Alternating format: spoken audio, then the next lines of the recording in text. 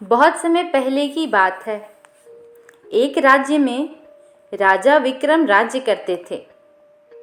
राजा विक्रम बहुत ताकतवर और बुद्धिमान थे, लेकिन उन्हें एक समस्या थी।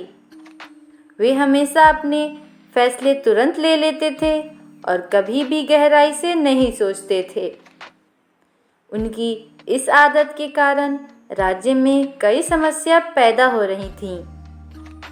राजा की रानी सौम्या बहुत समझदार और धैर्यवान थी। वह यह जानती थी कि राजा का यह स्वभाव उनके राज्य के लिए अच्छा नहीं है। उन्होंने राजा को यह समझाने का फैसला किया कि सही निर्णय लेने के लिए धैर्य जरूरी है। एक दिन राजा ने अपने दरबार में घोषणा की कि वह राज्य के सबसे बड़े जंगल को कटवाकर एक महल बनवाना चाहता है। रानी को यह सुनकर बहुत चिंता हुई, क्योंकि वह जानती थी जंगल के बिना राज्य के लोग और जानवर मुसीबत में पड़ जाएंगे। रानी ने राजा से कहा, महाराज, इस निर्णय को लेने से पहले एक बार इस जंगल में घूमने चलिए। वहां जाकर देखिए कि यह जंगल हमारे राज्य के लिए कितना महत्वपूर्ण है।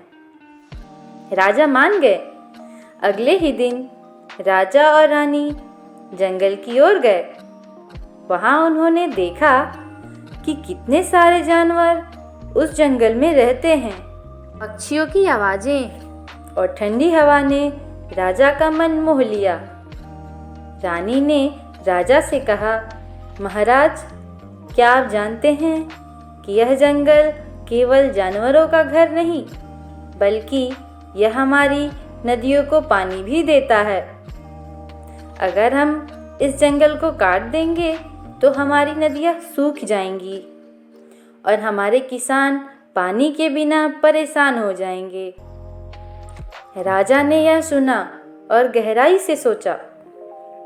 उन्होंने महसूस किया बिना सोचे समझे लिए गए उनके फैसले से राज्य को बड़ा नुकसान हो सकता था।